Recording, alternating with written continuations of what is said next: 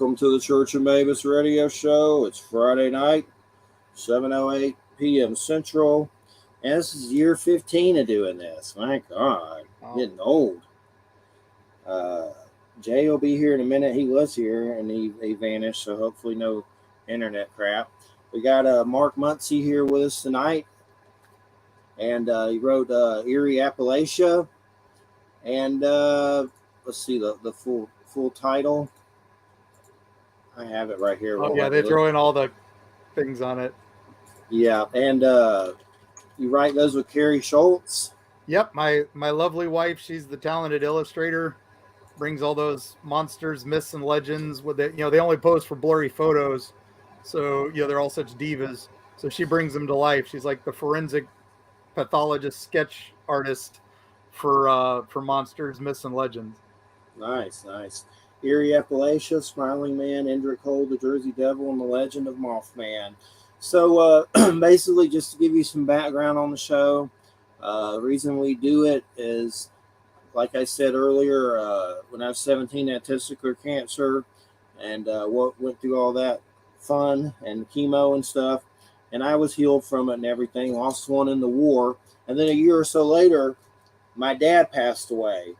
And I started to have really strange experiences of UFOs over every house I lived at. I saw different types of beings, from beings of light with my physical eyes. I saw two beings of light leave my house. Saw some little hooded beings in the woods standing around a black box that were really weird. And a black cat jumped towards them and they vanished. And a friend saw that with me. And there's been some other weird things. But basically, it led to doing this show. And we've been around for a while, and we've had a lot of people on about UFOs. A lot of the greats like Jim Marrs, Stanton Friedman, a lot of them are gone now. But we've been around older than I look. 48.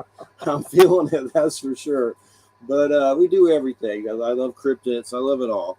But it's great to have you here. I guess my first question is, what got you started on this path of all this weirdness? What was the catalyst? Well, the catalyst is we go back to me growing up in back hills of West Virginia, Kentucky, and Ohio. And we lived right at that little cross section there where, the three states combine. And while I was younger, we used to go, family had a family farm there in Louisa, Kentucky, which is now near Yatesville Lake, and was on the old Blaine Creek that went into the Big Sandy River. All this stuff is, anyway, that's the area. And we would go there on weekends and camp out and have, just away from the city. We lived in Charleston, West Virginia, and this was our, we drive down there and rough it for the weekend, but wasn't really roughing it. We had Airstream trailer and all this stuff. But I stayed down in this area that was an old baseball field that was long abandoned. So it was all woods all around us, but then this clearing area. And I would go down there to stargaze because I was a nerd. It was the 70s. And, and it was like, hey, let's look for Close Encounters of the Third Kind. Let's look for Star Wars. And it was dark sky territory. So it was beautiful stars, beautiful skies. And we would go there and tell ghost stories. I'd bring my friends from the city. We'd just have a nice weekend there. And at one point, we would tell stories. There's a local monster in that area, a holler monster, as I like to call it. Just one of those urban legend stories of about a monster that lived there. And it sounded like something out of South Park. It's called the Bench Leg of Goble Ridge. It had a wooden leg. It had the head of a man. Had the body of a cow or a big cat, and it would jump from tree to tree, and it would, and it's with its wooden leg, it would knock you off your horse if you were a bad person. So my dad called it its whoop ass stick, So anyway, dumb story. I never paid much mind to it, except that my father told it, my uncle told it, my aunts told it. Everybody told this story, and everybody seemed to have an encounter with it. But nobody could, but it didn't make sense to me. This wasn't an alien. This wasn't a Bigfoot. This wasn't Nessie. In Search Of was big then. I knew monsters. But down there one day I was out looking for ghosts and monsters, just kind of seeing what I could find. And really, I just went out looking for stars and wanted to see if I could spot an alien. And as I was out there walking late one night, see one of the horses come by that was on the property, and something spooked it, and then I hear more hoofbeats and another horse runs by, and I'm like, all right, that's the two horses on the land. Something's got them riled up. And I'm like, oh, I wonder if it's a bear, because there are bears there. And then I realized all I've got with me is this little Red Ryder BB gun, basically. And I'm like, oh, that's not going to do me much good if a bear comes by. And then I saw something unusual. Could have been my bench leg. It was this strange thing that was kind of glowing, looked like kind of a big cat, but with a strange head. And I remember looking for a wooden leg, but didn't see it. But it ran past me and scared the bejesus out of me. And I didn't know what it was, didn't understand it. Ran home up to the big trailer and told my father, and he's like, oh yeah, you saw the bench leg. And I'm like, oh, I guess I got a story to add to things. So that's what started it all. After that, it was infatuation. There was no stopping me. I read every book I can on it. And so what did it look like to you when you saw it? Like I said, it looked like a big cat.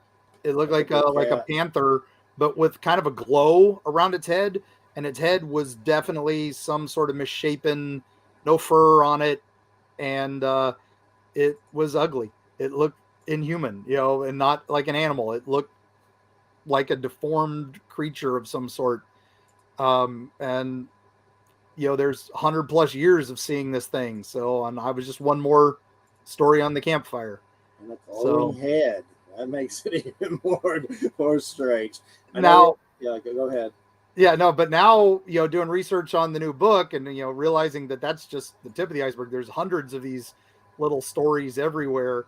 The one that got me on this was we found a story of a peddler who had been killed in our area in the late 1700s, early days of Kentucky.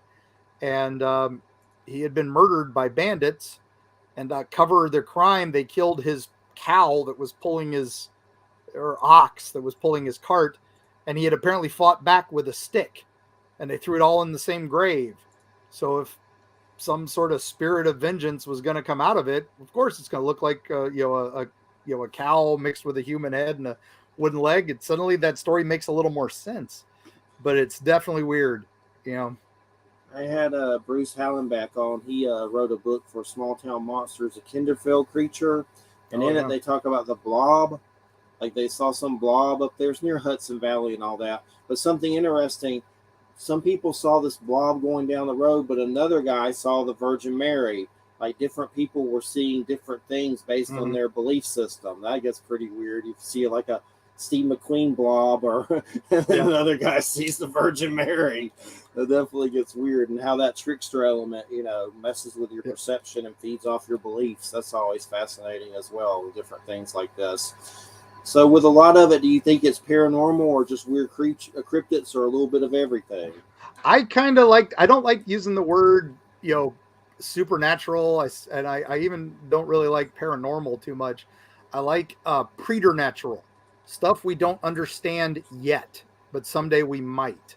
That was Shirley Jackson's term for it from Old Haunting of Hill House, and I love that because it's people have seen stuff they don't understand. People are trying to make sense of it, and it is stuff, the preternatural of one generation becomes the natural of the next. Like, we look at things like, chiropractic medicine for, generations, and still to this day some medical schools are like, this is not real medicine, this is fake, this is voodoo, but yet people get real relief from it. So who are we to say it's not good? Acupuncture is coming back in a big way. Same thing. It was one of those, we called that witchcraft and hoodoo, and now it actually is helping people. So maybe we should do that. And and that's the same stuff. I think UFOs, I did not think we would ever have congressional hearings on UFOs again in my lifetime after Project Blue Book closed, decades ago. And now here we are. Are we on the verge of figuring things out? No, I still think we're a generation away. but I like the fact that we are making progress towards this stuff. So Yeah, it's definitely got crazy with everything. And then when you've had these experiences, you just it gets a lot weirder just seeing. I can go through YouTube and pull up UFOs, CNN or UFOs, Fox or whatever, and just watch their reactions to it and stuff. And that's always amusing, especially the Fox ones. But they all are. They're all kind of insulting a lot of times, giggling about it and stuff. And I'm someone that's had them parked over my house. I don't know if I've ever been taken, but sometimes I wonder maybe, but I don't know. But one of my favorite documentaries, I don't know if you ever saw, was Dan Aykroyd being interviewed about all that stuff. Dan Aykroyd, UFOs Unplugged, the actor, he's into that stuff. I'm not big on MUFON. I think he's still in that. But that's a great one. But yeah, things have definitely heated up. And then now you got balloons and things being shot over Alaska. Like hopefully that was a foreign nation and not ET that they shot down. They're quarantining ET right now in a an interrogation room. Oh yeah, this is like Roswell, where it was a weather balloon. We probably won't know for another generation what really happens, on these things. So there's always the initial story, then there's we have to re-explain it. We have to re-explain it again 10 years down the line. We'll see what happens.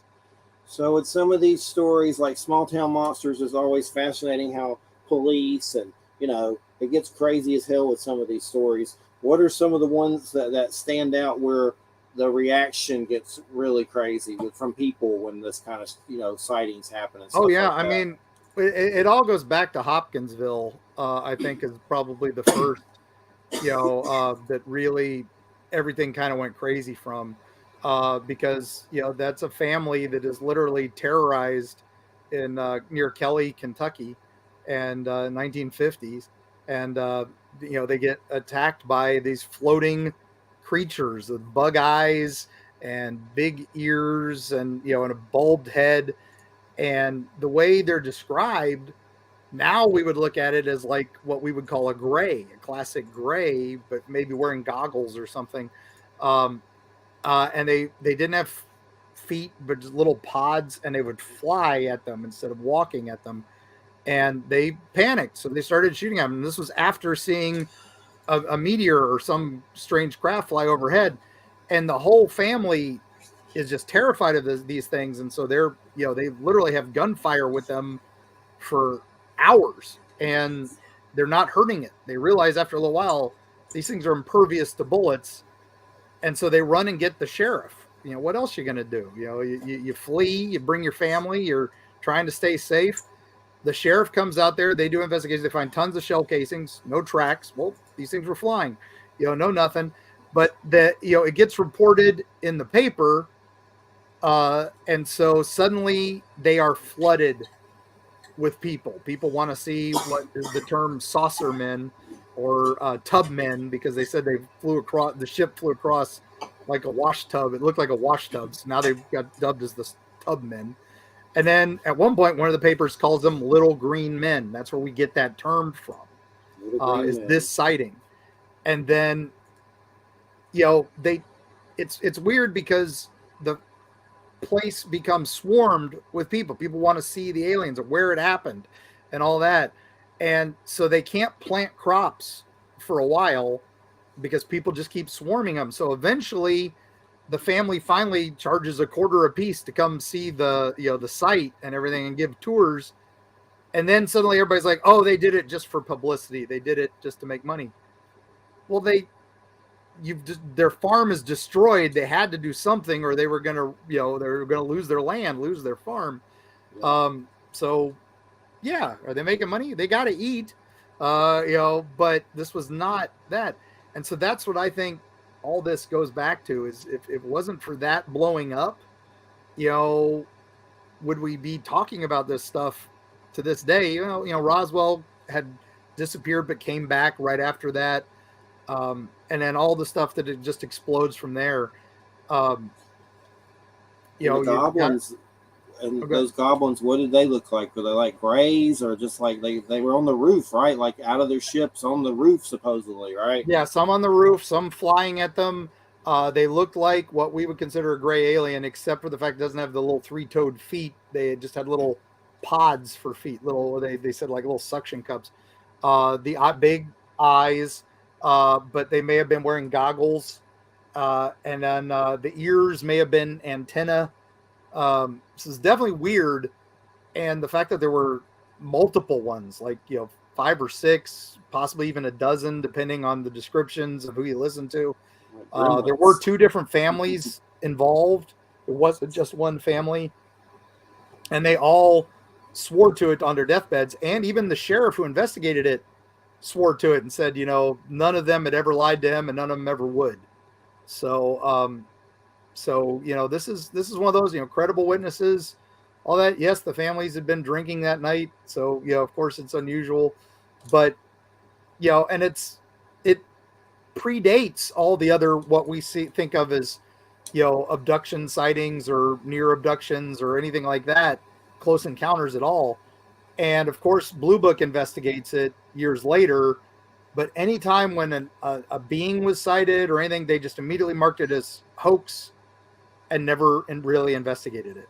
So that's what that shows to me. So there's Jay McNicholas was. He's having some computer trouble. How you doing? Mercury retrograde. That's over, I think. I thought it's finally ended. Full moon just ended too. So yeah. Then in that case, it was operational error. I don't know. It was working. I walked away. It was working. I came back. I sat down. Everything was. It's the green comet. I just had the green comet that passed over. That's it. Or it's that bit of the sun that just broke. So I just had crazy stuff happen at the radio show site. I couldn't log in the other night, and then it wouldn't let me reset my password. It kept saying not in database, and this was WordPress and GoDaddy. And then I'm freaking out thinking it's been hacked or something. Then my internet goes out an hour later till morning. I'm like, man, they're really laying it on thick. But then I checked it in the morning, it's back up, and all that stuff had went down WordPress. I thought I got hacked and was freaking out. So, it's been one of those weeks for sure. But yeah, we're talking about the I can't even say it, Hopkinsville Goblins in Kentucky. And Appalachia is from what I'm seeing, West Virginia, Kentucky, Ohio. It's just where the mountains run, pretty much, right? That's what states. Yeah, they go all the way. They go all the way from Quebec down to Alabama, actually, and so we hit the whole trail. We talked a couple stories in Quebec. We talked some stories in upstate New York, and then all the way down to Alabama, and we hit everything from ghosts, monsters, legends, UFOs, everything we could, and there's just so much. And we had done 3 books about Florida, and when I published sent this to my publisher, they were like, why are we doing this? And I said, well, I was researching a Florida story, and it tied back into a bit of Mothman lore, and so I have to write about Mothman in my Florida book. And then there was another bit in the Florida book that was going to tie into the Flatwoods monster. And I'm like, okay, so I got to write about Flatwoods for this story to make sense. And then there was another story that tied in, and they were like, all right, Mark, fine, just write that book, and then you can write your next Florida book. So I'm like, okay, good. That's what we'll do. So I know it's always interesting when people have these experiences and then you start researching it. There was one time I saw some beings, and I had been in my younger days partying in different ways. And basically we were at this lake, and it was Halloween night. And some people were under the influence, I know for sure. But I saw on the lake like a humanoid kind of serpent-like being and like a hydra. And the closest thing I've seen to it is like Mayan gods. Like I have these wood glyph cards, like Oracle, and it has the gods on it. I was like, that kind of looks like the weird thing I saw. But what was weird, some other people that night noticed some weird stuff later. But later I came across some encounter stories describing this same being, and they said it was like it had antennas on its head. And there was different parts in the South where people had supposedly seen this thing. So it's just when it gets creepy when you start backtracking on some of this stuff. and it comes up in other places and stuff. What were you saying about Flatwoods in Florida? There's a connection with that here too, or something? There is. Flatwoods, the connection with that was Tampa, has a great military base there called MacDill Air Force Base. And on the day of the Flatwoods encounter, there was a crash there from a training mission, quote, training mission. Now, what had happened is two pilots had flown from Pensacola up in the Panhandle to MacDill for a training operation. That was a training operation. They land at MacDill, they refuel, and while they're refueling, they get a scramble alert. The whole base goes on alert, and they take back off, and then they crash. And they were told their family was told they crashed somewhere over the Gulf. We're unable to recover their bodies. Sorry for your loss. It was a training accident. The report from that day at MacDill is completely redacted. It is all black. When you pull that report with Freedom of Information Act, that whole day, flight logs, everything, except for the scramble alert. Now, what happens is, though, if you go a little further south, down towards Port Charlotte Harbor, there's a Navy base there, and their reports weren't redacted, and they saw an unidentified craft flying over them, heading in a certain, in a direction. And if you take that line and you put it over Tampa, about an hour and a half later, okay, there we go. And then you keep going that line, it goes right over Flatwoods. So a few years later, they go back to the families. Now, this is like maybe a dozen years later. They go back to the family and say, oh, we found their bodies. They did crash up in the Panhandle area. Why were they in the Panhandle area if their training was Pensacola and back? So this scramble report suddenly makes it okay. They were sent up to look for something, might have entangled with it, and if they were to, let's say, any of those planes tag something and it continues on course, and it would crash maybe right over Flatwoods. And that day is the infamous Flatwoods encounter where, the strange craft crashes, family sees the thing, National Guard guy sees the thing.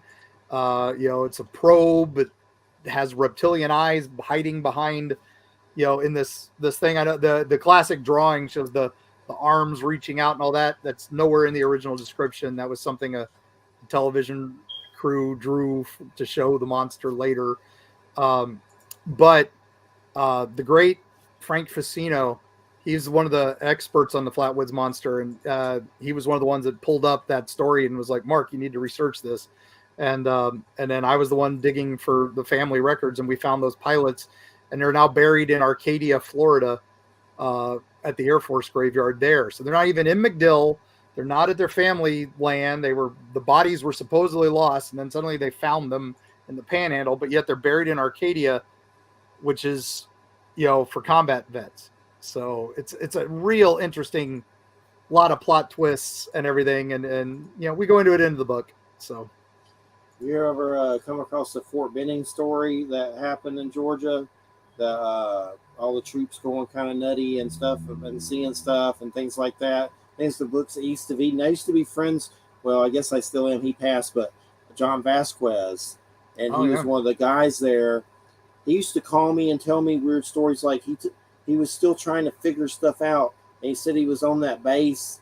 And he told me a weird story. They think he got poked by a needle there and stuff. It was pretty weird, those phone calls, like the X-Files. But oh yeah, but he passed, unfortunately. But he'd been on my show. But in that Fort Benning case, supposedly the troops saw an alien. And it's almost like they were tripping out on psychedelics. I don't know if that's the case, or maybe it was a little bit of all the above. I don't know what happened, but it was definitely a weird story where the troops were freaking out.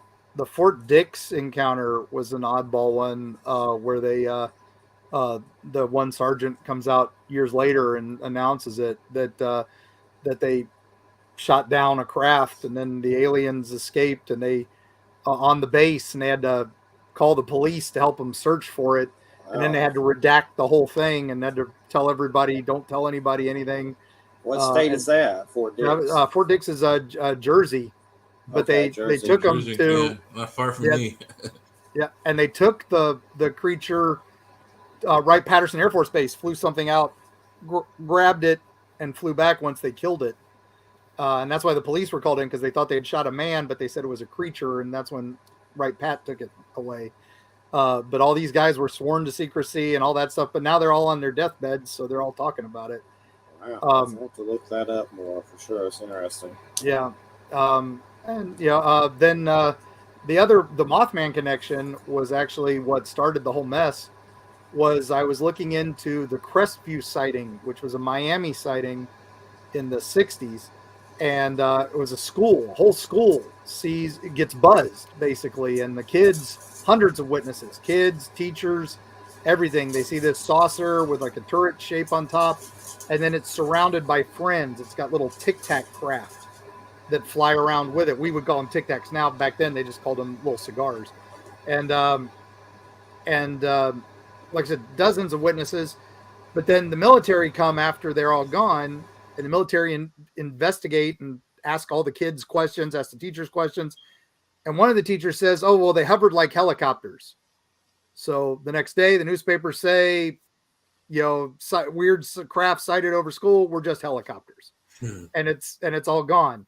And it disappears from papers. Nobody talks about it like Roswell. Nobody talks about anything until we now talk about, the Navy footage leaks. There's government, Congress is talking about it. And since I'm the weird Florida guy with my 3 Florida books, I start getting emails from these witnesses who are now in their 70s and 80s. And they're emailing me saying, hey, I knew it wasn't a helicopter. I knew it wasn't crazy. It's exactly like that thing on that video. And I get to interview these people and talk to these people. And I went down to talk to one, and he had the best evidence ever. He had his father's, address book / day planner type thing from the days. And, with everybody's phone numbers and everybody who called and everybody who visited, and Aunt Jenny's cornbread recipe, all this fun stuff written down. And he had that. We pulled up that day because it had the names of the government men who came to interrogate him as a kid. His dad wrote the names down, and I was all excited because I'm like, Freedom of Information Act. I'm going to be able to see if these guys have, if these are real people, and find out, what the real story is. Maybe they had a deathbed confession. Who knows? Maybe they're still around. Maybe if I'm lucky. Very unlikely. But one was a sergeant of the Air Force with like Smith as a name, so that was very useless. The next name was a Coast Guard, and it was a lieutenant, and it was a Lieutenant Sinclair. So I was like, oh, that's a good one. I was able to look him up. He was serving there at the Coast Guard base in Miami, but that was it. I didn't find any real information on him. Couldn't find family or anything. But the third name just said government man, and the last name was Cold. So for you doing this a while, that name should give you shivers. Indrid Cold, yes. And I asked him, can you describe this guy to me? And he says, well, he didn't really say much. He just stood there in a suit and just kind of smiled at me. Yeah, that sounds like Indrid Cold, right? That sure does. And that would have been just a few short years after the Derenberger incident. So was he working for the government? Is he a MIB now? This is suddenly I had to start researching Indrid and getting into that. And was he in Florida? Did he show up anywhere else? And then I told that guy, I'm like, this is valuable. This is like probably the most valuable thing for UFO researchers and conspiracy theorists. Please take good care of this. I was able to take photographs of it, but he doesn't want it published yet because he's a political figure in South Florida. So that's why I have to keep him, anonymous for now until he's out of office. Which may be soon because I don't know if he won the last election. But on the plus side, though, he knows he didn't know what I was talking about, why I had to explain why this is important. So he didn't even know who Indrid Cold was. But now he understands it, and he's got it in a safe location and all that. But crazy. And that's what started this whole mess for Appalachia was that. Nice. Definitely, that's interesting for sure. And I don't know, I'm just kind of looking through some of the different cryptids. There's just so many different ones in here, and Oh I've yeah, enjoyed that the was book, but remembering is another situation. But there's so many I haven't heard of, like a rat man, a bunny oh man. Like yeah, yeah, no, that it's was weird. the plus side was once I started doing this and I realized, we've got to do the major ones. That was, that was the publisher Yeah, insisted, we had to do Jersey Devil, we had to do Mothman and, and all that. But then I got to do the lesser known ones, but they were still kind of famous, Poplick and then we got to do Bunnyman Bridge and things like that. But then I thought about my monster. I was like, well, I got to put the bench leg in here. And then I yeah, also thought about, well, what if there's other holler monsters? So I started reaching out on all these forums and Facebook groups and everything and just said, hey, tell me your stories. I'd really like to share these. And then as I started interviewing families and stuff like that, I started realizing the Meemaws and Peepaws who were sharing these stories are dying off. And the next generation doesn't seem to care about these stories. And so then the whole purpose of the book kind of shifted, and instead of just being this catalog of folklore and monsters to I've got to preserve these stories. This is preserving folklore. This is, these stories are going to disappear in a generation or two if they're not written down. And definitely. and then the families would email me and say, hey, we've got one that I don't know if you're interested. And of course I'm interested. It sounds crazy. And the Rat Man was probably the only time I was actually in danger because I don't write about anything I haven't been to or any place I haven't gone. And I also don't go anywhere unless I've had at least two people tell me, a story about it because I want independent verification, of some sort. But this one was two different families wrote about it in the same area. And I was like, okay, well, I'll go down this holler. They all live in this one holler, and I'll be able to, I'll go visit the one family that I've been invited to go visit. And it was one of the times Carrie didn't come with me. She was busy taking care of our pets. She raises jumping spiders, and they can only go so many days without feeding. And I'm like, oh, I got this one. It's just an hour away from where we were staying at our cabin up there, and back on my family's land again. And I drove out, and it was just a nice day, and I drove into the holler, and I went to the house of the family, and I started talking with them, and then the neighbor comes across, and because that's what they do, they want to find out who's this crazy man that's in the holler that's not supposed to be here. It's kind of spying and stuff like that. That's always fun to see. And but as I was there, they started talking about the Rat Man to me, and the neighbor lady gets up and walks away, and I'm like, oh, okay. I wonder if I offended her or something. I was trying to just ask questions. And so then the other, lady is still telling me about, that they leave offerings for him, and you leave bottle caps out for him or trash out for him, and then things go okay. Your crops don't die, your animals don't run, and things like that. And then the other neighbor comes back, and she's got a shotgun, and I'm like, okay, time to go. So I obviously pushed the wrong button, and that was the first time I'd ever actually been, man, I don't even know if my wife knows where I am. And I'm usually very good about, I'm here. And we always go in groups. And, that's why I always tell everybody investigating these things, always go with a group or have somebody know exactly where you're going to be. And this was one of the first times that I said, well, I'll be off a road down here. I'm not exactly sure where I'm going, but it should be off of this road. So what was she upset about? Talking about the Rat Man? She didn't want you talking about the Rat Man? She didn't want anybody, she thinks that it's, didn't want anybody thinking they were crazy. And I'm like, oh, I'm not worried about that. I'm more worried about the shotgun. But she also, but she was just very much like, some people worship him, and we don't want anybody thinking we're devil worshipers. Kind of crap now. Yeah, they didn't want anybody thinking they were devil worshipers or anything like that. So, just get on out of here. So I did. I got on out of there. It reminds me of a Warhammer game, Vermintide, where you have to fight all these rat people. It's yeah, pretty good. Yeah. Skaven, That's it. I'm an old gamer. I remember Blood Bowl, so I know that tied into There's Warhammer. Vermintide 1 and 2. It's a Warhammer, but you have to kill a lot of rat people. Mm-hmm. But yeah, so many different ones. I know Christina, my fiance, her uncle Paul worked, and we both think he's a little creepy. He don't listen to the show, so we can say that.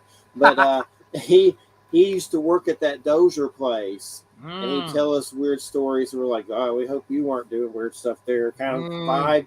But he told us a weird story about a UFO being in Silver Lake, which is a place I used to live on down here. It's just weird out of the blue kind of thing. And maybe he's crazy as hell. Maybe there's really a UFO in Silver Lake. I don't know. But he worked at that Dozier school, and I remember him talking about there's like a UFO under this Silver Lake. And it's just like this right-wing Trump dude and stuff, real country. And it came out of nowhere. It was just weird. Yeah, but that Silver Lake UFO is not... That's not the first time I've heard that. So really, you're familiar with Silver Lake up here? I am familiar with Silver Lake. I used to live on it. I had to move, unfortunately, and because of financial stuff. But I'm in Graceville now. But I used to walk those trails all around it with my dog Jack. He passed, which sucked. Been with me 16 years. But you know Silver Lake, and you've heard a UFO story too about that. I've heard a UFO story up there, and that's funny that you mentioned that, because that was one of the ones that was going to be in that Florida book that I was doing all about UFOs, and that was because I'd done Eerie, Florida, which was all myths, monsters, legends, the major ones like Robert the Doll, Skunk Apes, Gulf Breeze UFOs, and then we got to do the sequel because that became a bestseller. They flipped out on us. Our publisher, hadn't had a bestseller. It wasn't written by a politician, so they flipped out, and then they had us do a sequel. And that was where we got to do off the beaten path, lesser known stuff. And we got to do Freaky Florida. And that was one of the ones where we got to do the Devil's Tree and some other things like that. But we did up near there, we did the Florida Caverns, where they supposedly found another Rip Van Winkle, where some guy woke up 100 years later and, when a cave collapsed. And it's just, fun little stories like that. But then our third book was Creepy Florida, which was all ghosts, because by that time they told us we need nothing but ghosts, just ghost stories.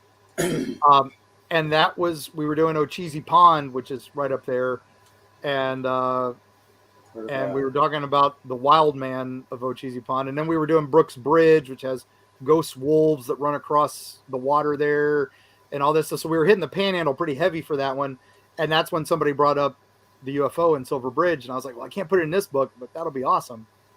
And then that was what led to all the other UFO sightings, which will be in the next book, but next year. That was 2024, so still early days on that. But Silver Bridge is crazy story. Yeah definitely. And Silver Bridge, the Mothman, but Silver Lake, interestingly enough, Stacy Brown came to that house and hung out with me from finding Bigfoot and all that. Stacy's a good buddy. Yeah, his dad had that. They had that footage that was pretty crazy, like almost like a caveman Bigfoot running through the woods. That was pretty nuts. That was a weird one. That's still that, and Dave Shealy's skunk ape footage down in the Everglades are probably my two favorite Bigfoot videos. I know everybody talks Patterson Gimlin up Pacific Northwest, but I'm like, those two are unbelievable. So.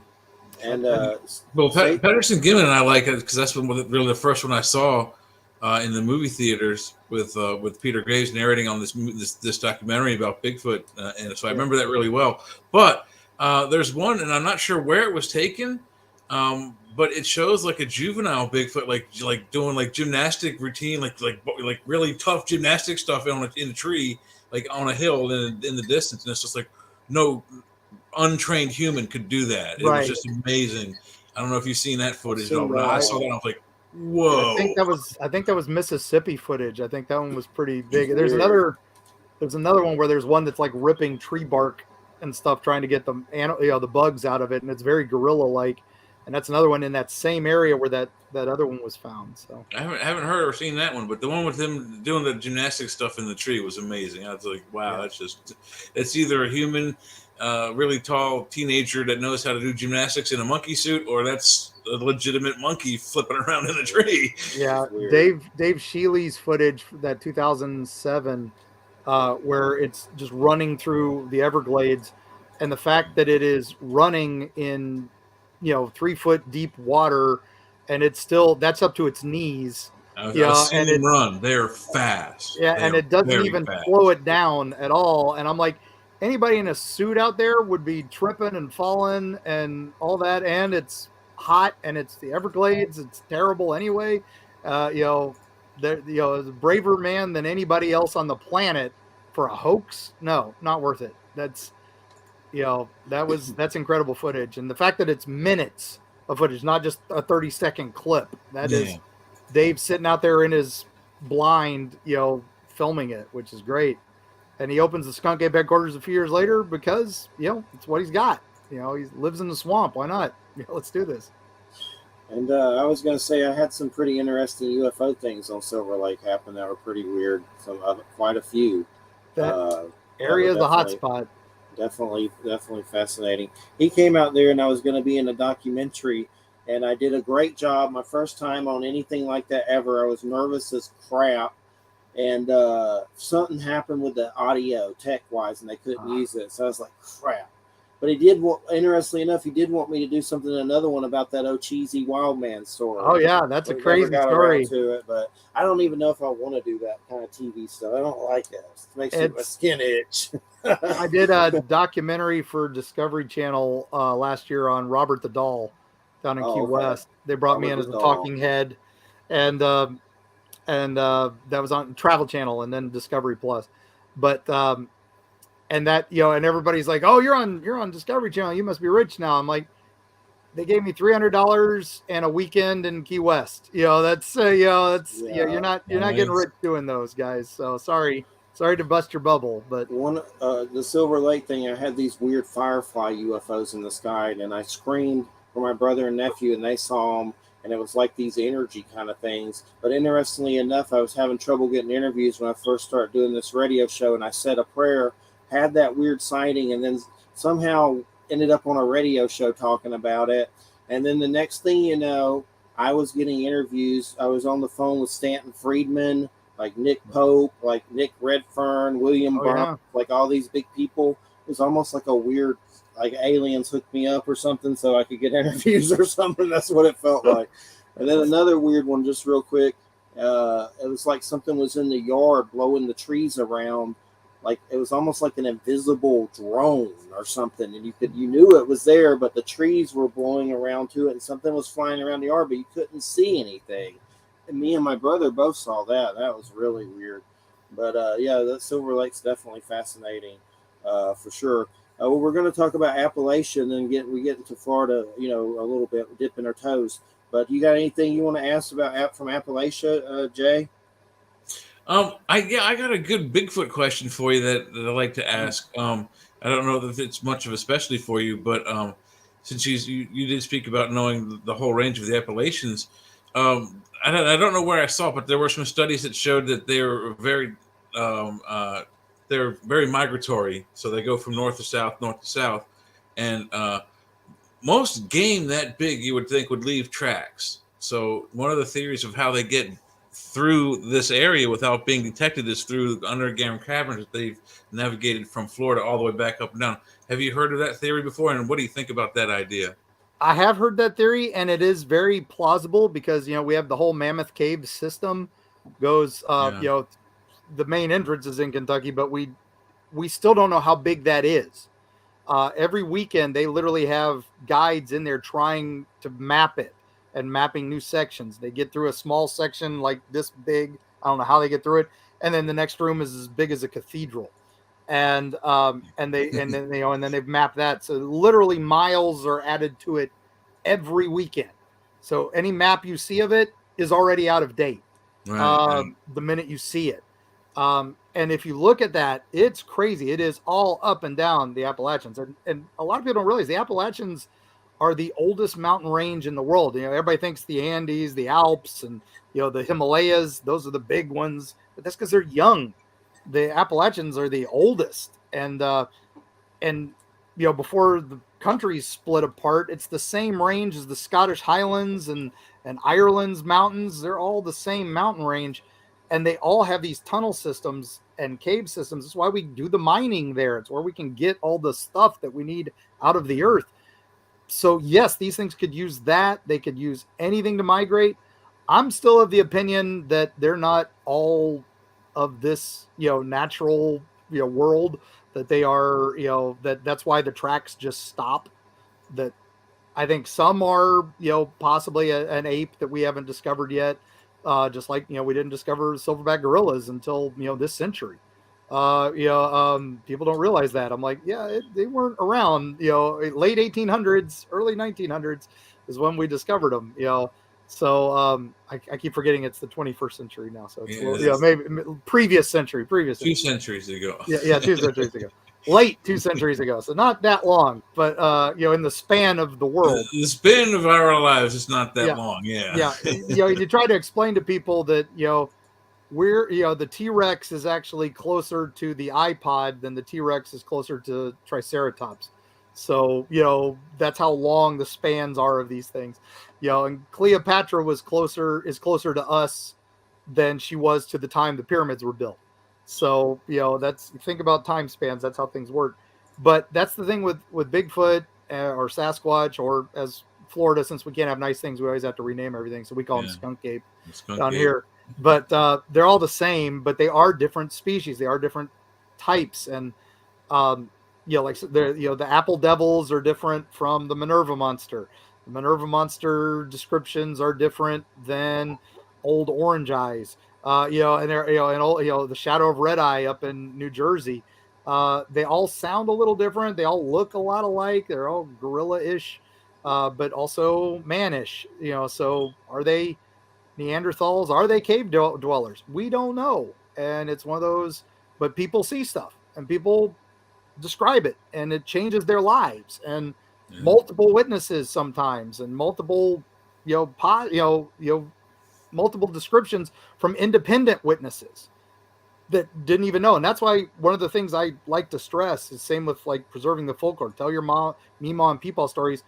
If you have a Bigfoot sighting, or if you have a UFO sighting, or if your grandma talked about seeing one, or your uncle, or Crazy Harry that lived down the street saw a Bigfoot once, document it. Contact these organizations, the Bigfoot Research Organization, MUFON. As much as we hate them, there's still a good documentary database.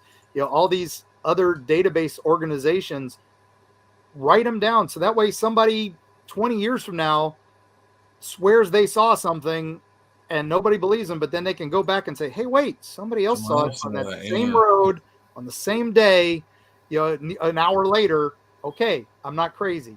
And that helps so much. And that's, so if you see something, say something, right? That's what we do. So, and if nothing else, contact your favorite creepy author, and he'll be happy to document it for you. So. Definitely. Jay saw a Bigfoot once in a window when he was younger. I've never seen one. I'd like to see one, but they seem to just show themselves to people. And I saw the creature run away. They are very, very quick. I mean, you would think something that weighs almost 800 pounds couldn't move that fast. Yeah, they move pretty quick. Yeah, anything can move fast when it needs to, and that's we try to explain that to everybody. It's like we come down here to Florida, everybody's like, oh, alligators can run 60 miles an hour. No, they can't go that fast, but they can go pretty damn fast when one's chasing you. But they're more likely to run away from you than towards you, and that's the same thing with Bigfoot. Everybody's like, oh, if they're so aggressive and all this, they'll kill us all. And it's like, that's the thing. They're like a deer. They'll run away from you, and and all that. They intentionally avoid and evade. Absolutely, I have to agree with that. The encounter that we saw the next morning, because it was 10, 11 o'clock at night, and we were kids, we weren't allowed to go back out that late at night to go look for it. But the morning we went and we actually followed the tracks into the woods when we lost it into the creek. I know for a fact that's how it lost us. It got to that waterway, and who knows which way it went, but that's how it lost us, and that's intentional. That shows absolute intent and cunning. Yeah, bear wouldn't do that, or anything like that. So bear wouldn't care. Bear would keep going. He would go in the straightest line back to his house. Yep, and that's the my favorite place to visit in Georgia is the Expedition Bigfoot. If you haven't been there, it's in Blue Ridge, Georgia. It is an active research center, but they have collected some amazing prints. They've got, recreations of some of the incredible encounters. They've got a recreation of the whole Boggy Creek incident there that is pretty cool. But my favorite thing they have there is they have not only the footprints, but they have a Bigfoot butt print. So you can't go wrong with that. So I'll have to look that up. That's in Georgia, Expedition Bigfoot. Bigfoot. Definitely worth in Georgia for 13 years. Where is it, up near Atlanta, or is it in the It's Blue Ridge, so it's almost on the Tennessee border. Okay. Kind of the northeast corner of Georgia. Yeah, it's pretty. It's a great place to stop. So, hey, did you ever see that UFO museum in was it Clearwater? Where the Clearwater sightings? Or no, is that right? Gulf Breeze. Yeah, I know I drove by it a long time ago, but I think it was closed. I don't even know if it's still there. Have you it's seen not that there one? anymore. It's up in Pensacola, near Gulf Breeze. Sadly, no longer with us. It was one of the many deaths of the pandemic, but I think it actually died before the pandemic. But that area is still like one of the number one hotspots for UFOs in the United States. But you've got Eglin Air Force Base, you've got Pensacola Naval Base, and the things that are seen there the most are actually USOs, the submerged objects. And a lot of them become UFOs. They come out of the water and all this. One of my favorite interviews with somebody was a boat captain out there, and he was talking about his depth finder went from 400 feet to 40 feet suddenly. And he's like, he thought a whale was coming up underneath him or something that unexpected. So he runs out up onto deck, and he's panicking because he's half asleep. And he looks down and he sees this big dark shape. He's like, it is a whale. And then it comes out of the water and it doesn't make a sound. And it's a perfect black triangle, classic description of the black triangle with maybe a dim light somewhere in the center as it raises out of the water, but it makes no sound. He barely hears the buzz of the surface, makes a low hum as it hovers above him, and he realizes it's like 100 feet in the air, and it's right over his boat, and it's bigger than his boat, and not making much noise. And then it just takes off into the sky super fast, again, hardly making a noise. And, I asked him, did you take pictures? And he's like, of course I did, but it was black on black. And he shows me photos. It's literally just a black screen. I always tell people, people are like, well, what do you do? I'm like, well, try taking a picture of your nightstand when you wake up that is right there next to you in the middle of the night with no flash. And you're just going to get a black screen. It's the same basic effect. And this was 100 feet in the air above him. But I also asked him, have you been drinking? He said, of course I've been drinking. I was on my boat. But but he's his arm hairs were standing on end as he's describing it. He definitely saw something he did not understand, and that was not the only. I've gotten dozens of reports of triangle craft up there, as well as other strange UFO incidents, and that's not too far from Silver Lake. So yeah, I've had some triangle craft in Georgia that I saw some over some power lines, and a white ball came out of it. And I don't know if it was doing something to the power lines. Another time I saw some coming through an orange-green hole in the sky with my mother, and it scared her so much. She was like, Jeffrey, oh my God. She don't like to talk about it, but she remembers something happened kind of thing. And then the guy that I saw the pyramid craft over the power lines, I asked him about that years later. He don't remember it at all. And he was standing right next to me. Yep. Like, I remember it plain as day. That's one of those weird ones where you're like, well, did I get taken during that? Because I remember seeing it in a ball of light, but after that, I don't. So, I mean, I don't know, but it's definitely, I've seen the pyramids. And that's what I hear a lot.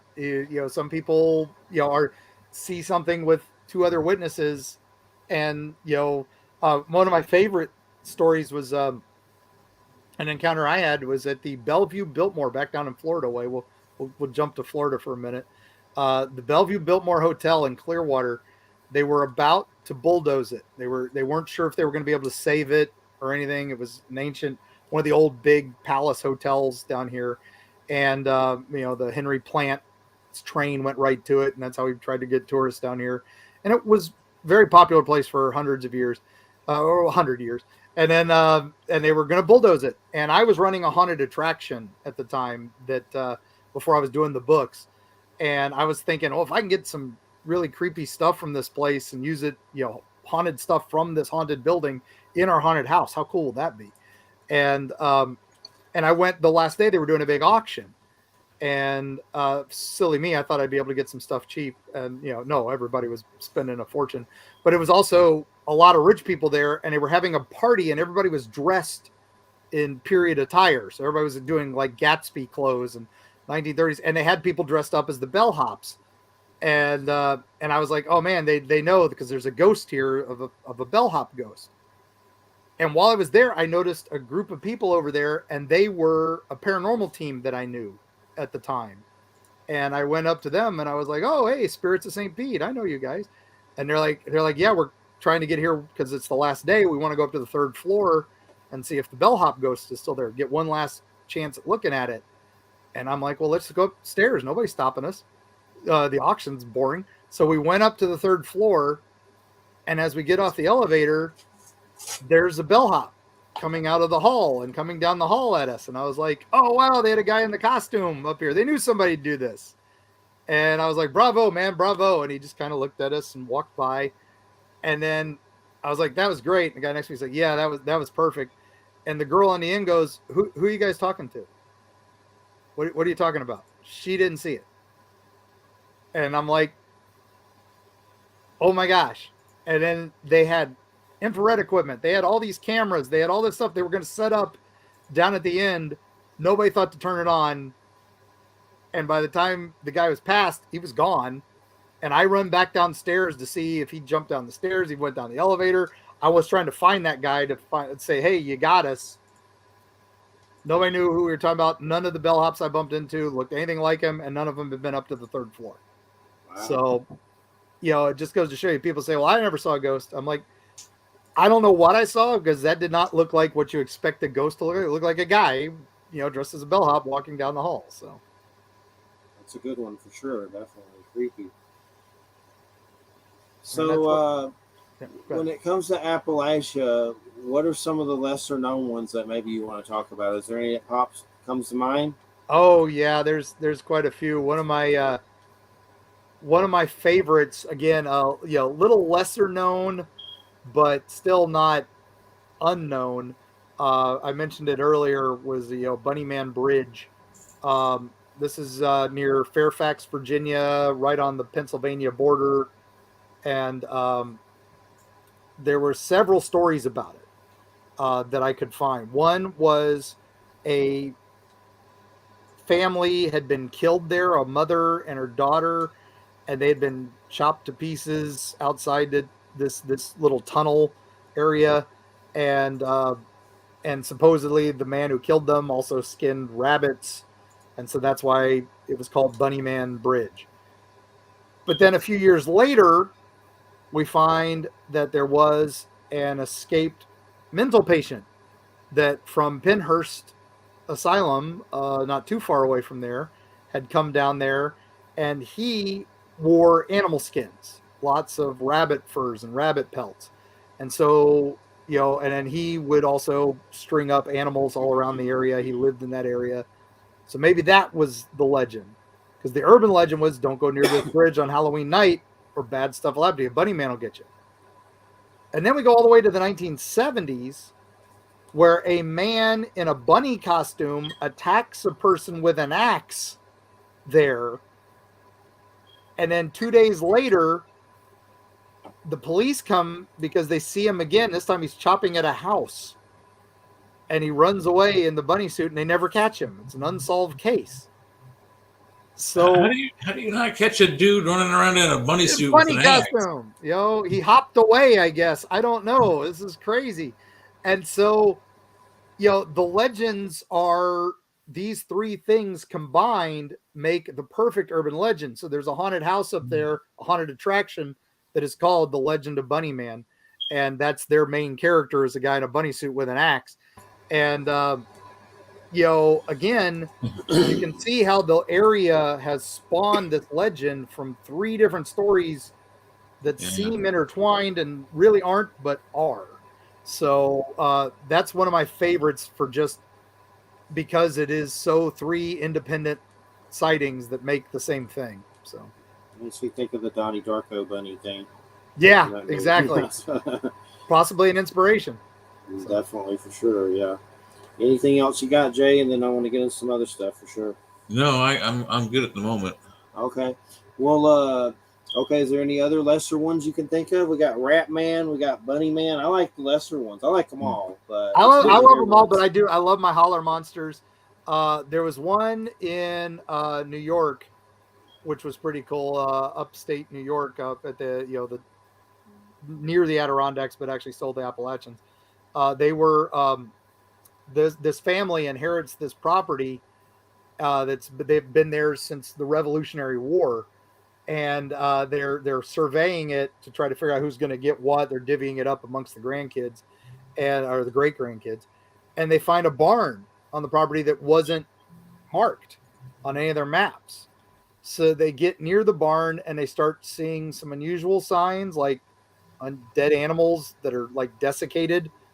And they get a little closer to the barn and they open it up and it is filled with cobwebs, like millions of cobwebs. And they describe as spiders as big as dogs and cats. Wow. And so being smart people, they decide to burn it with fire and just burn down the barn and not even go in there, right? Don't even want to know. So they burn it down. And then the next day or a couple days pass, they go back. And what they realize is there was a mine entrance underneath it. And so there's a cave down underneath. Talk about caves. So they start going into the cave and there's more cobwebs and more spider, giant spiders. And again, this time they see a giant spider leg like come out. We're talking like Stephen King type thing here. And again, the brilliant family goes up, grabs alcohol, throws it down there, lights it on fire, problem solved. But what was amazing about it is a couple different families told me this story, and that area, there are no disrepaired barns. Barns are upkept there immaculately because of this legend. Don't let your barn fall into disrepair or the devil spider is coming, or the giant cave spider will come and take over your land and eat your animals and stuff like that. So I like it. I like it a lot.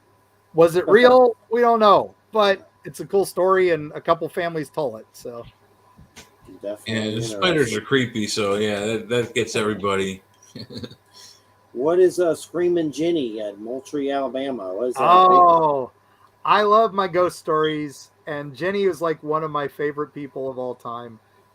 We had written about the Greenbrier ghost, who was the only ghost to testify at her own murder trial and solve her own crime. She's a folk hero of West Virginia.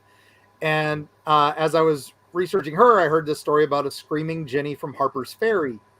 And so I reached out about that and, to general boards and stuff. And then this one lady messages me from Alabama and she says, well, I don't know about screaming Jenny from Harper's Ferry, but my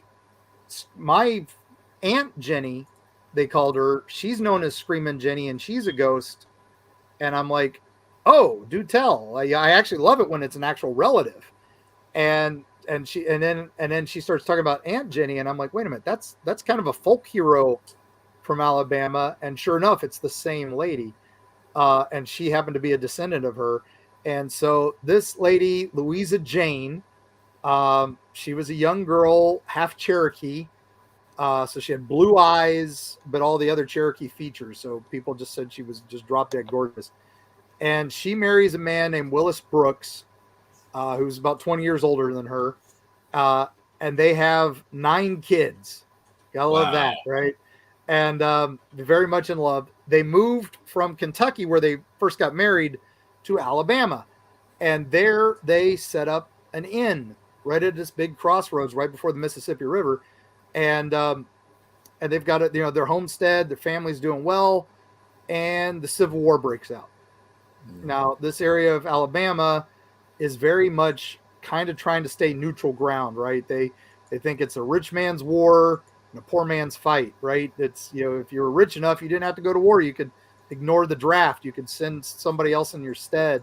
If you owned 30 slaves, you didn't have to go. So, this is, the South in this area wasn't all in, right? And Willis Brooks, he was very much an anti-war guy. So, and it was well known. So the Confederate Guard in that area, which are basically the guys who are too old to fight or too young to fight, but still want to help, they're also the press gangs, making sure people are doing the draft. So they get out there and they're like, you got to come fight the war. And he's like, I'm too old. I can't go. All right, well, we'll take your son. Well, my oldest son's too young. Well, he's still coming with us. And then they're like, he's like, no, you're not taking him. So they decide to hang him. And as they're about to hang him, the oldest son grabs a gun. He's going to save his daddy. And then the Confederate Guard open up. They kill the boy, and then they killed the dad while the rest of the family watch. So poor Jane, Louisa Jane, sees that. And then they all leave. And then instead of just going into despair, she grabs all of her kids and takes them to the bodies of her son and her husband and makes them all put their hands in their wounds and makes them swear a Cherokee blood oath that they will not rest until all those men are destroyed. And then what she starts doing is these kids, she starts teaching them how to shoot, how to hunt, how to be badasses. And she starts hiring them out as gunmen, to other gangs. They take part in the Hatfields and McCoy feuds on both sides. A couple of their brothers are on different sides as gunmen. They join gangs out west. One of them becomes a famous marshal out there. And while they're hunting these men. And Aunt Jenny, as she goes by now, managed to get 2 of them herself. And then she remarries to another man. And while her kids are out doing the rest of the hunting, she has 10 more kids with the new family. Oh my gosh. God bless this woman. And she lives to be 98. And on her deathbed, she learns of one of her oldest son has finally died. He was the marshal, and he got gunned down in a fight where he took out 6 men, but was gunned down by like 20. But she was proud of him because he died with his boots on. And she's like, all my men, all my boys went out like men, so I can't complain.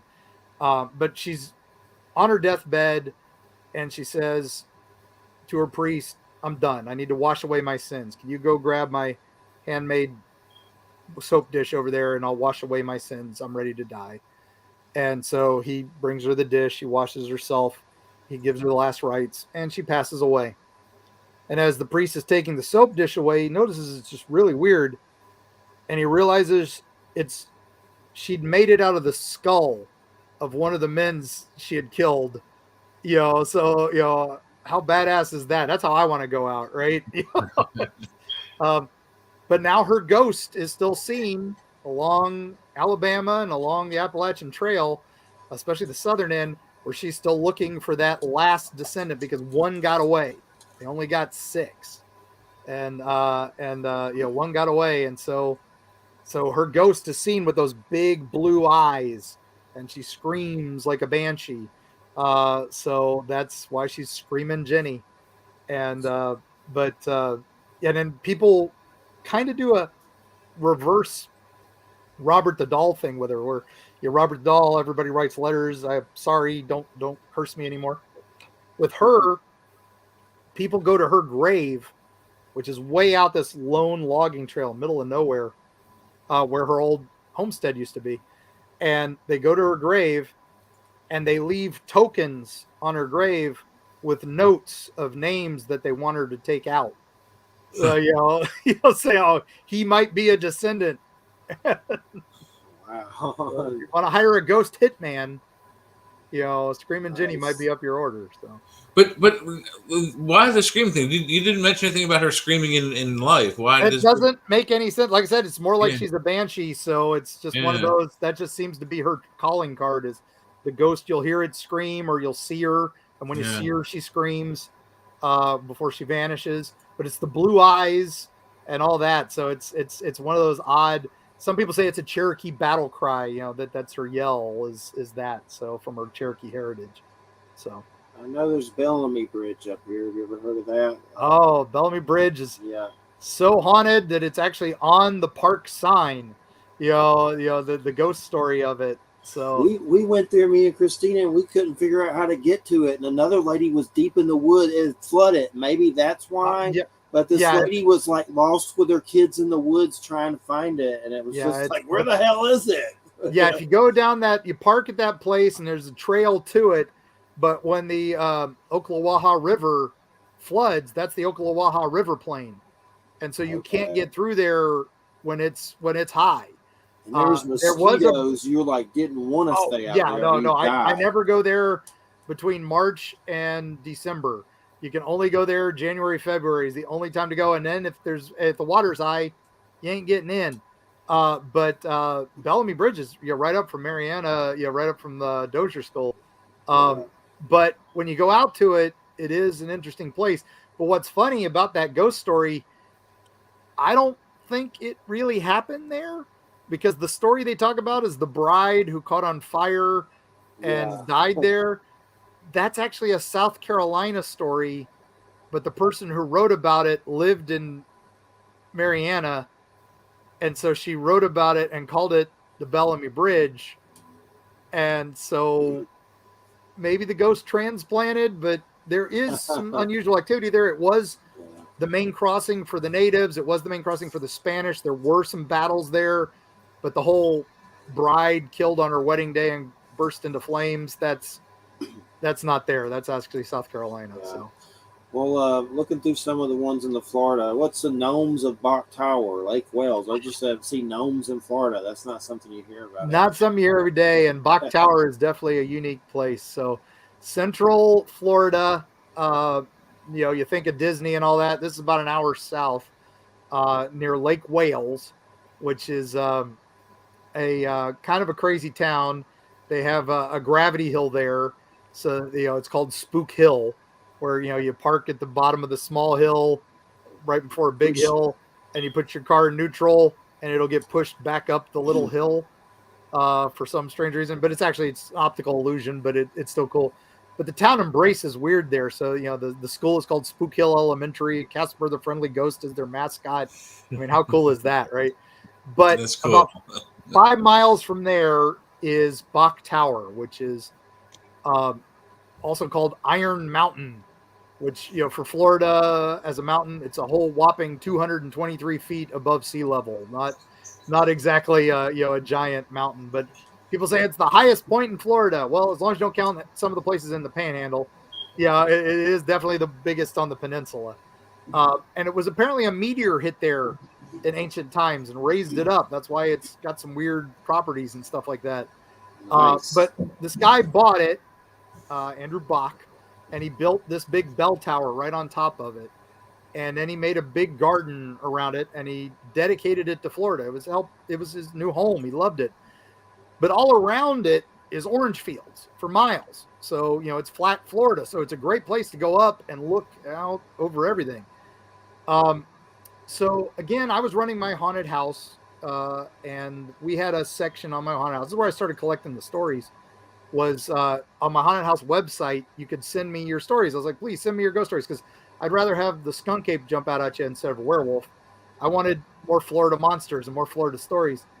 And this little old lady sent me an email, and this will give you a set of the time. That website was a GeoCities website, and my email was an AOL address, so that'll tell you how old this was for you internet chronologists. But the email I got from this little lady said she lived in the shadow of Bach Tower in the 40s, and she was on one of those orange farms, and they had a strange encounter that something was stealing their fruit. So they put up traps thinking it was fruit rats, or it might have been, somebody, disreputable. And what they caught was, in her description, a small man, no bigger than a foot tall, covered in hair and naked, and screaming at him in a language they couldn't understand. They caught him in a rat trap. So they called the police, and the police came out and said, well, obviously this isn't the guy stealing your fruit, and they did know circus performers because Ringling was down here, wintering, and, Gibsonton was a whole town full of circus folk, and Tom Thumb was over in St. Augustine with Ripley's. So they were all moving to Florida at that time. So, maybe he's just a circus guy. So they let him go, but then they still set up more traps. And then a couple days later, they caught him again. And this time they caught him with an orange. So they called the cops again. And this time the cops were like, okay, we'll take him in. We'll question him.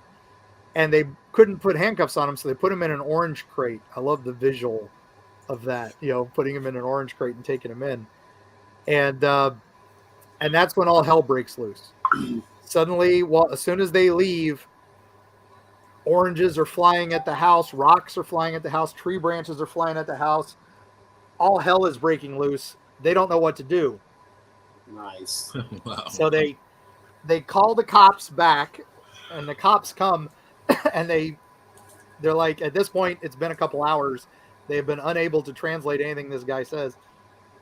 They let him loose because they think they see dozens of these little guys running around in the woods, things throwing stuff. And the cops leave. Like, we're done, we're out. And she said that one of the farmhands told them that they were fairy folk and that they were red caps and that they needed to send to Ireland for a blessed rock that would protect their farmland. And so they did. And once they got the rock, they never had any problems again. And now I didn't think much of that. I thought it was a cool story. And I threw gnomes into our haunted house every year. People are like, why are you putting the gnome in the haunted house? I'm like, it's a story. I got to do it. But then the haunted house got shut down. We started doing the Eerie, Florida books. And I'm like, I need to revisit this. And of course, she had passed away in that time. And I'm like, well, I guess I can't revisit this because no one's going to remember this. But yeah, Darby O'Gill and the Little People. That's right. Exactly. But I had an advantage at this point. Now social media was around. So I reached out on early Facebook on a You Grew Up Here When group. And I found You Grew Up in Lake Wales When group. And I said, hey, anybody remember a weird thing about capturing a small, police arresting a small man in the 1940s? I didn't go into much detail. And a civilian worker from the police department remembered it in detail. Remembered them bringing him in the orange crate, and remembered them trying to find a Portuguese translator on the phone. They tried to get a Spanish translator on the phone, and none of them understood what the guy was saying. And she remembered him just taking him away. And there was a report, but we're still trying to find it because it's a 1940s report. And, and the nice thing is Lake Wales Police Department really wants to find this report because they love crazy stuff there. I told you, like that Spook Hill and all that. They'd love to be the home of the gnome, and all that. So they are still digging. They have found a report of a diminutive man arrested 1947, but no further entry other than that. So we want to try to get more details. And did they thumbprint the guy? Who knows? It's fun. At least we got that. So I was able to print it. I definitely believe there are little people. I've seen little cloaked weird ones standing around a black box and always trip out about what the black box was or what it is. I still don't know. But I know I had an author, and I can't remember his name right now. The book was Iroquois Supernatural. As a native guy, and he told stories about them, little people coming up and trading with them during the corn harvest and weird stuff.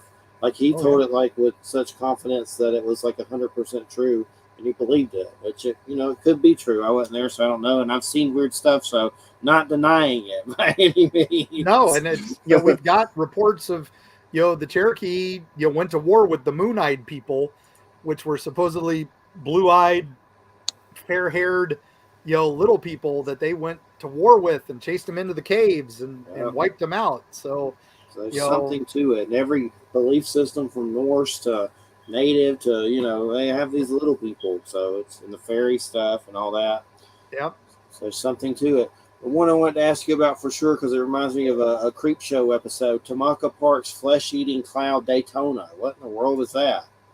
Okay, this is a native legend, but also backed up with a modern urban legend cryptid type thing.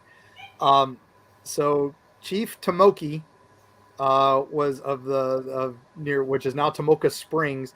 He was a native leader at the time with several neighboring tribes, and one of our fun conquistadors came into Florida, destroying everything. And this is Hernando de Soto, and he comes up to this area, and he's looking for gold. Right? They're convinced they found gold in South America. There's got to be gold in Florida, and there's supposedly pyramids out here. There's supposed to be all these crazy things. And Tomoki is trying to impress him and says, well, we have this cup, this golden cup. And if you we drink from it before our battles, and it makes my men impervious. And now DeSoto's thinking, oh, the Holy Grail, or something like that. That's what he's been looking for. He's like, oh, I'll put old Ponce de Leon to shame. I've found a cup that makes men impervious. So let me see this cup. And he's like, well, we can't use it unless we have permission from the medicine man. And we only use it for battle. And he's like, well, show this to me. Show this to me. And finally, Tomoki's like, all right, I'll get it. I'll get it. And he brings it. And he's like, well, drink from it. He's like, well, we haven't done the ceremonies. We haven't done this. We haven't done that. And then he's like, fine, I will, and then DeSoto decides to attack because he sees the gold. He's like, all right, we've got it. This is at least a chunk of gold. And Tomoki dips it into the springs, downs it, becomes immortal, and he fights them off. But the problem is now DeSoto is sending for reinforcements. The natives are screwed. The shaman and all the other tribes are furious because you've let loose the secret. And so they're going to war with him as well. So Tomoki is flipping out. And so he goes back to the well and just keeps drinking it so that he'll survive the upcoming battles. But it just disintegrates him. It turns him into this pink sludge that slinks into the sacred springs and taints it, so it'll never be able to make people impervious and immortal again. So he cursed the springs. Now what's interesting is that's the native legend. It turned into a pink pile of sludge or a pink cloud. And there's a big statue there of him drinking from the fountain. And, that's this big native, sculpture. Now that was actually made in the 1930s. It's not an actual native sculpture, but it's impressive. Florida tourist attractions, we were starting. But hunters in the area in the 1950s say they were tracking some wild boar. Again, one of our presents from the Spanish, that they brought all the boar over here and let them loose. Talking about invasive species. And then they get out there and they're tracking one, and it's a big one.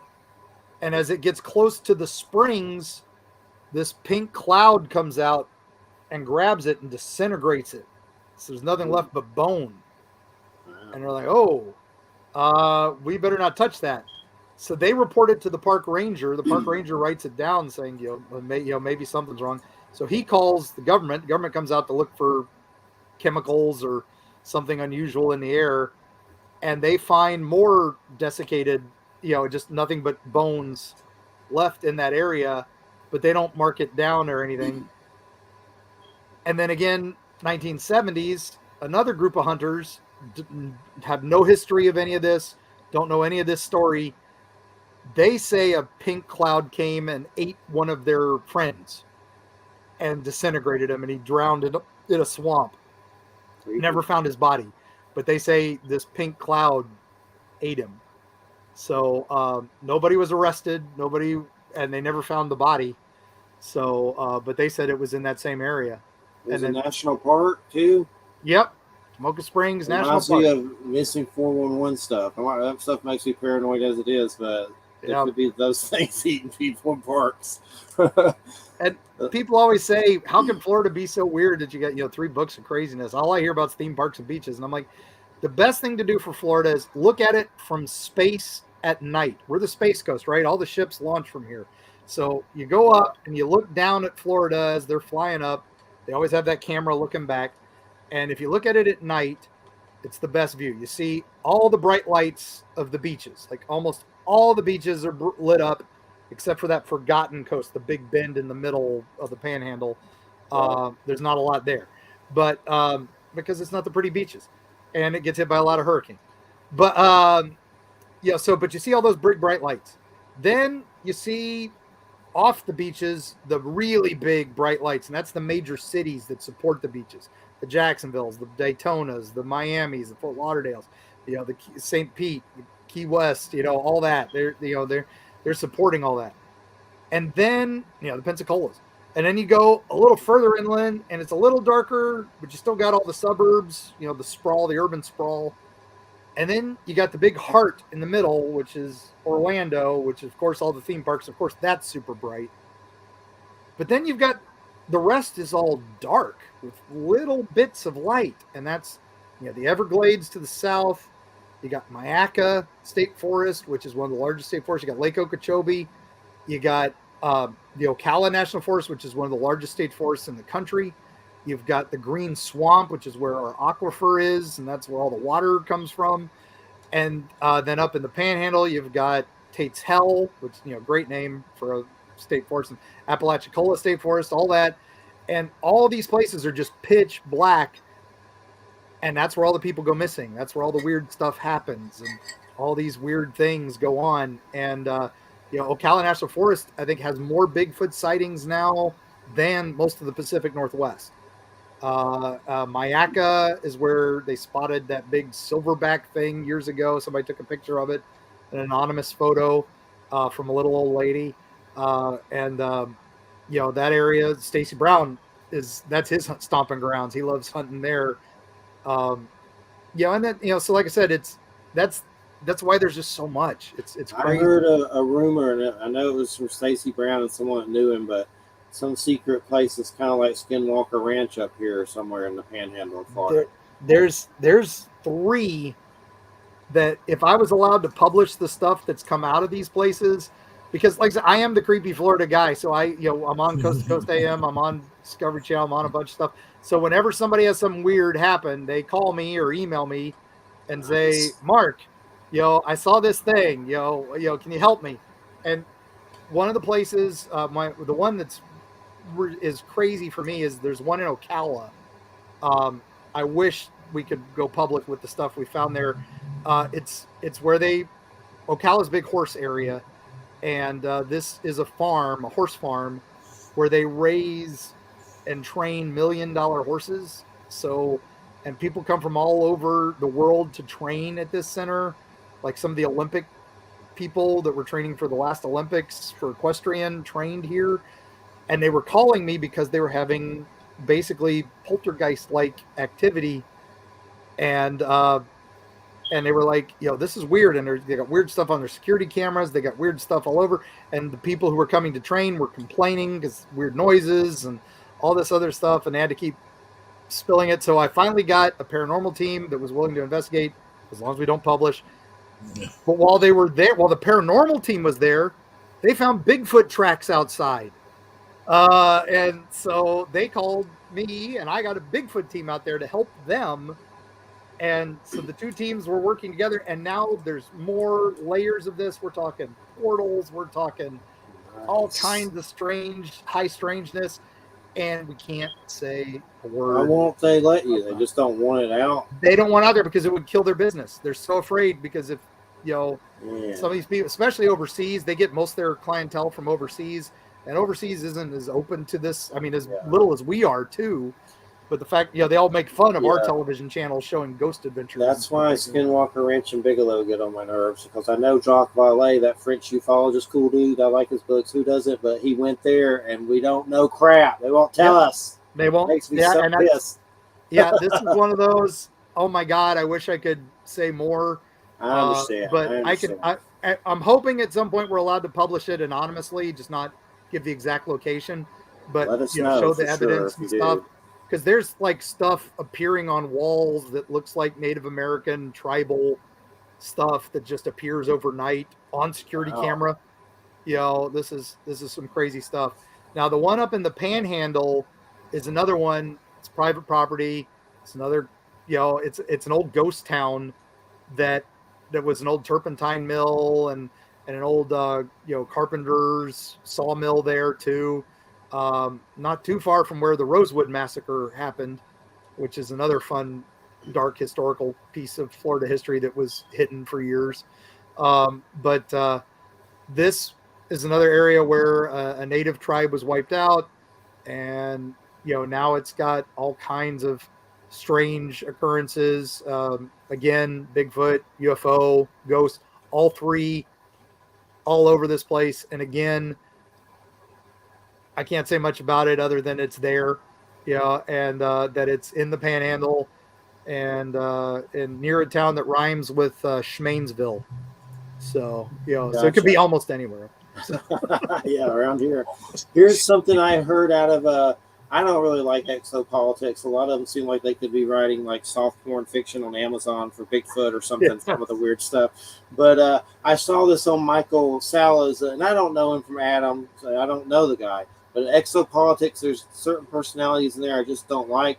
But I saw this story, and I'm just curious if you ever heard anything about it. It could be BS that's out of exopolitics, so I don't know. Yeah. But I didn't watch the interviews. I just saw the titles and read the description about it. And I wish listed it was going to come back. I never did.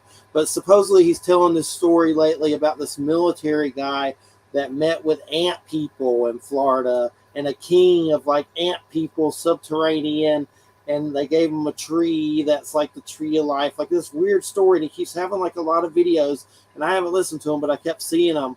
But of course, like I said about exopolitics. Yeah. but have you heard anything about ant people in Florida? Somebody forwarded that to me too, but that's the only place I've seen it.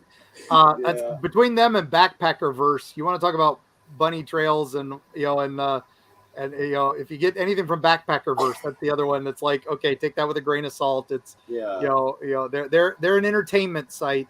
So it's what do in Appalachia. We go to these haunted locations and they're all talking about, all right, so this is where Ghost Adventures found their ghost, but our ghost is actually over here.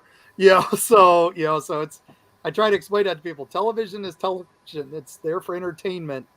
My experience with exopolitics, I question the Obama time traveler Mars story with Visago and Weber. And I got called a dark cabal Satanist just because. Of course, I was like, that's I'm working for the Men in Black because I wrote about them. So it's and because I mentioned Indrid Cold was in Florida, I must be a Men in Black, disinformation guy. It's and crazy. I'm like, I can't say. Like I said, there are some things I'm not allowed to talk about. But that's just because these people came to me in faith and wanted help, and I'm helping them. And that's, I'm not an investigator. I am not a Bigfoot hunter. I am not a UFO hunter. I am an enthusiast. I am a journalist. So I like to, bring light to these things. And I'm also a folklorist. I love folklore. So I want to keep these stories alive. But I also, I reach out to Bigfoot hunting teams, UFO hunting teams, ghost hunting teams. They're all friends. And and when I first started this, the Bigfoot hunters would not talk to the ghost hunters. The ghost hunters would not talk to the UFO hunters. The UFO hunters wouldn't talk to anybody except UFO hunters. That was the way it was. And now, though, we're starting to realize these things connect. They intersect a lot more. Now that they're willing to talk a little more, we're starting to realize, okay, maybe the reason the footprints stop for the Bigfoot is maybe there's some spectral activity or interdimensional activity. And, now we're also, again, science is catching us, and we're, quantum theory, we're realizing quantum entanglement is real. And so maybe, and time is cyclical. So maybe Bigfoot, Sasquatch is a caveman ghost, or what if there's, I say that all the time about the caveman ghost. What if it's this dead Bigfoot and they are astral because they're dead? Yeah, So, exactly. Ron Moore Quantum Bigfoot. I've had Bigfoot people threaten to come to my house and beat me up because I said Bigfoot was paranormal in Yep. some of those groups before. Yeah, that's why I always say preternatural stuff we don't understand. I mean, even Tesla and Alexander Graham Bell, Edison, when they were all in the early days of inventing things, they started inventing the phone, and there's voices on the line. Well, who were those voices? They thought it was the dead, so they were trying to invent devices to talk to the dead. They all died before they finished them. But that even back then they were working on it. The problem is now you talk about, let's build a device to talk to the dead. Everybody's laughs at you. You're crazy. I'm not a big fan of. Jay's tired. He works at Home Depot, so. Yeah, I'm not a big fan of those voice boxes or my phone app that can talk voices or or the Xbox Kinect camera that that's built for video games and if I ran a video game store for 20 years. I know how terrible those things actually work.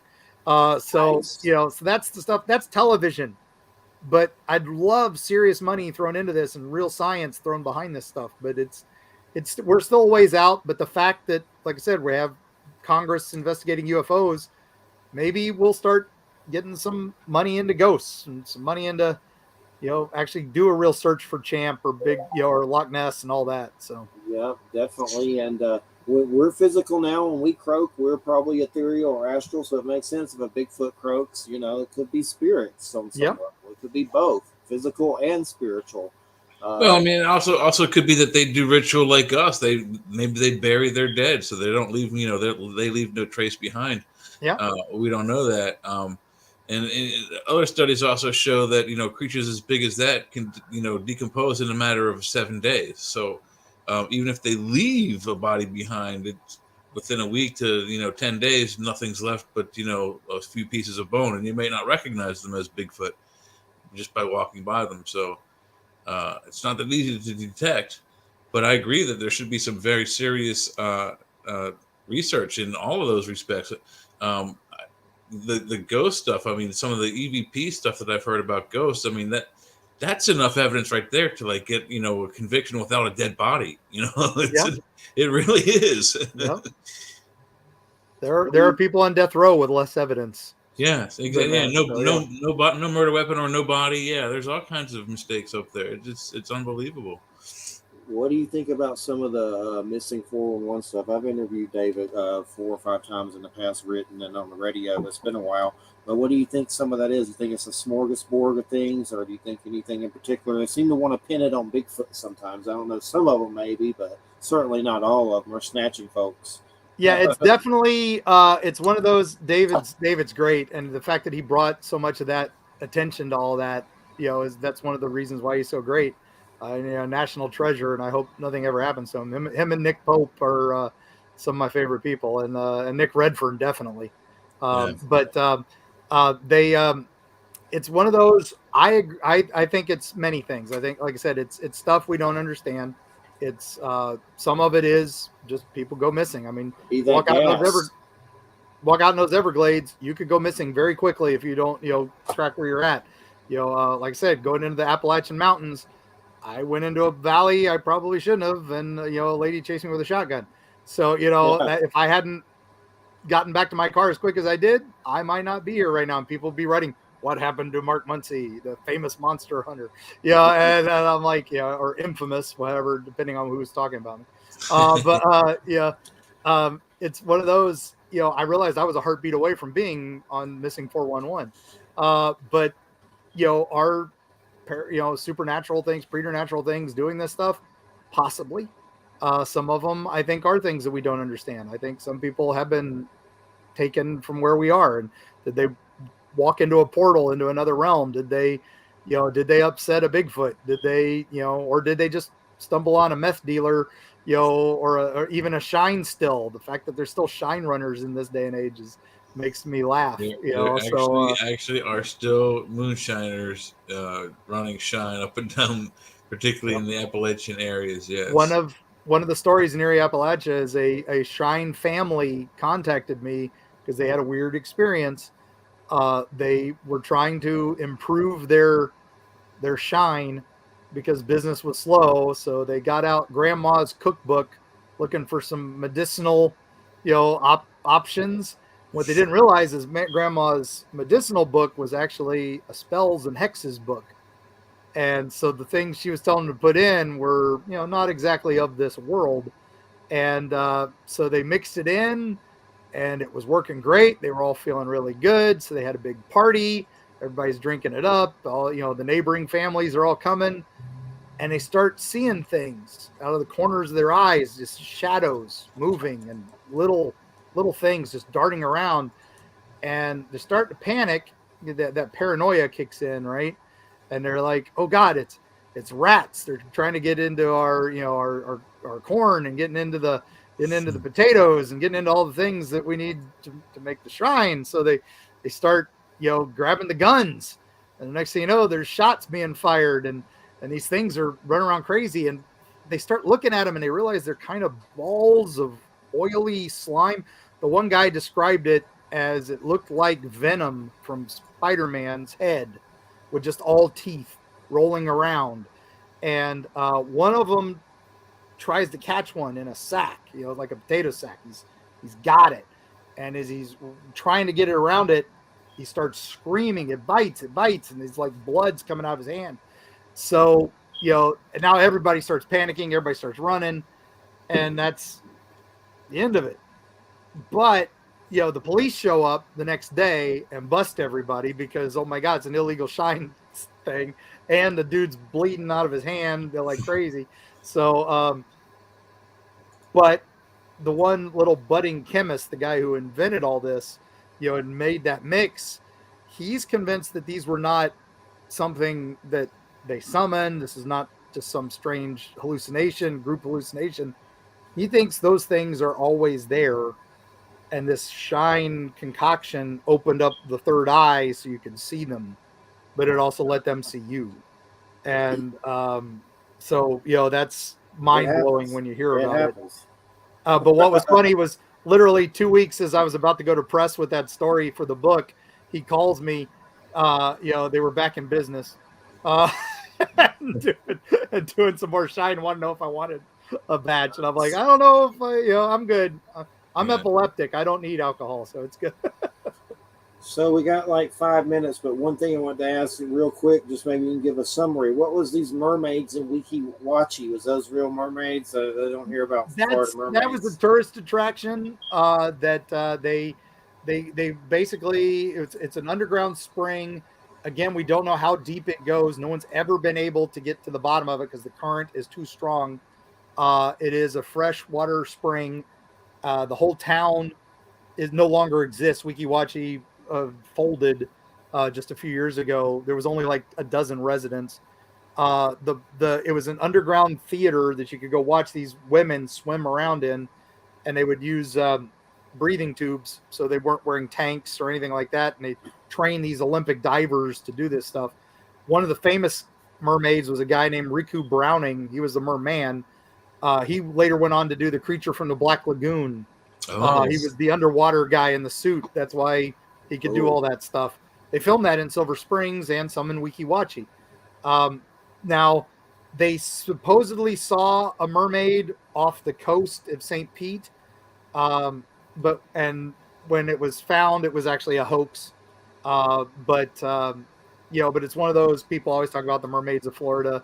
Of course, the classic is, the manatees are the mermaids. And if you confuse the manatee for a mermaid, you were very mistaken. But yeah, so, it was just one of those, we had to write about them because everybody expected mermaids in the book. So Definitely. Well, thanks so much. It's been great. I've enjoyed it a lot. I love this stuff, and you are a master of it. So I definitely appreciate it. It's amazing.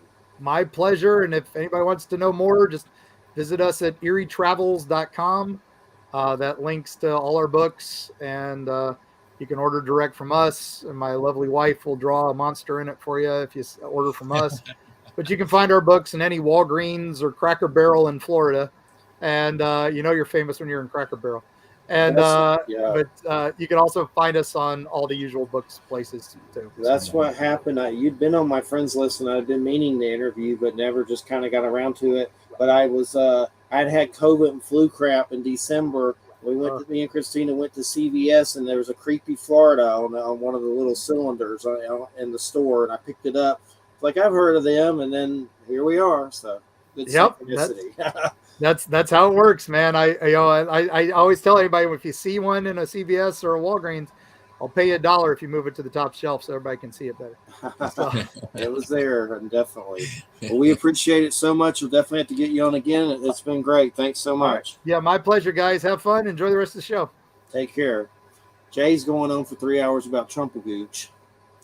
Oh, I don't know what we're going to talk about, but he may come up. We're still on air, so be careful. He comes up once in a while, you know. Do you get a PP tape? No, we get more. We go on more about Biden at the moment because he's just a little more scary. Everything. He's the one that's in charge. They both suck crap. Yes, both parties suck crap. Our government sucks crap. But that's why I can't do politics, because I don't like any of them. Like I just would like to do Mad Max and put both of them in a cage match with their weapon of choice at this point, so they'll shut up. And with their dumb that would be tribalism. You're talking then, their right? dumb tribalism back and forth. Oh, left versus right. Oh, it's just so boring. Like, I just want to throw up. But to each their own. I'm more of a. That's what I get mad at before it's news. They like to put up all this politics stuff all the time and highlight it and put UFO stuff in the alt, whatever, the other section that is not as popular. And I'm like, this stuff's more important than your dumb politics wanker fest. Like, what happens to you after you die, and interstellar objects coming into your atmosphere, and the journey of the soul is much more important than Republicans and Democrats. And just hate it. But anyway, I hope everyone has a great weekend. That was a great show. I love when you get to hear all those different kind of, weird stories. And we got to get into some Florida. Strange monsters I didn't even heard of before. Yeah, the gas cloud. The gas? Well, actually, the hemorrhagic clouds I've heard of before. They've been in Star Trek, but that's the first, real witness one I've heard of. What fascinates me about him is he knows these secret locations of all these skinwalker ranches down here in Florida. That's pretty fascinating for sure. But everybody have a good weekend. Thanks for listening, and we'll see you next week. Good night, everybody. Have a great one. Good night. Good luck on your show, your Trumpagooch Biden show. I'm curious about that shot down object over Alaska. You hear that? That's crazy. I heard about that. That's crazy for sure. Yeah, just briefly heard about that. Hopefully we'll see you next time and we're not nuclear obliviated. Yeah, I hope not. Yeah. At this point, it's like, get it over with. So shut up or just do it. Good night, everybody.